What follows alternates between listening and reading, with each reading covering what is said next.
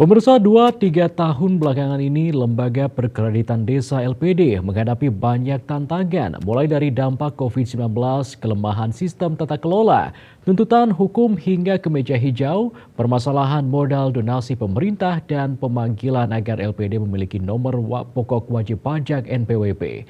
Pemerintah daerah Provinsi Bali tidak tinggal diam melalui keputusan Gubernur Bali nomor 424-0-3-0-HK-2022 tertanggal 19 Mei 2022, Pemda membentuk tim evaluasi peraturan daerah dan peraturan gubernur terkait lembaga perkreditan desa.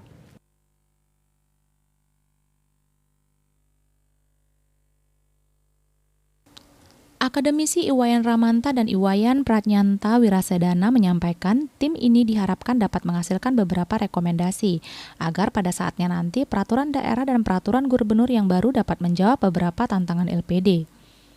Menurut pendapat sejumlah ahli, LPD sesungguhnya merupakan organisasi sosial pada bidang ekonomi yang tujuan akhirnya tidak untuk mencari laba. LPD adalah organisasi nirlaba, namun pola manajemen dan sistem pelaporan keuangannya masih meniru Bank Perkreditan Rakyat atau BPR.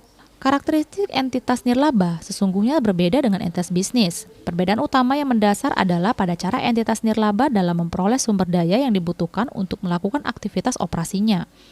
Entitas LPD memperoleh sumber daya dari donasi bukan penyertaan pemerintah yang tidak mengharapkan imbalan finansial dari LPD. Sebagai akibat dari karakteristik tersebut timbul transaksi tertentu yang tidak pernah terjadi dalam entitas bisnis. Namun demikian, dalam praktik entitas nirlaba termasuk pada LPD sering tampil dalam berbagai bentuk sehingga seringkali sulit dibedakan dengan entitas bisnis pada umumnya. Kedepan, dalam perubahan peraturan daerah dan peraturan gubernur tentang LPD penting untuk menjelaskan bahwa LPD adalah merupakan organisasi nirlaba.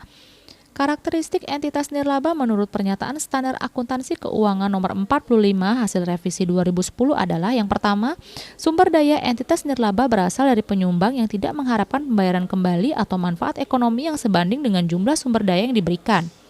Kedua, menghasilkan barang dan jasa tanpa bertujuan memupuk laba. Dan jika entitas nirlaba menghasilkan laba, maka jumlahnya tidak dibagikan kepada para pendiri atau pemilik entitas tersebut. Yang ketiga, tidak ada kepemilikan seperti pada entitas bisnis dalam arti bahwa kepemilikan dalam entitas nirlaba tidak dapat dijual, dialihkan, atau ditebus kembali, atau kepemilikan tersebut tidak mencerminkan proporsi pembagian sumber daya entitas pada saat likuidasi.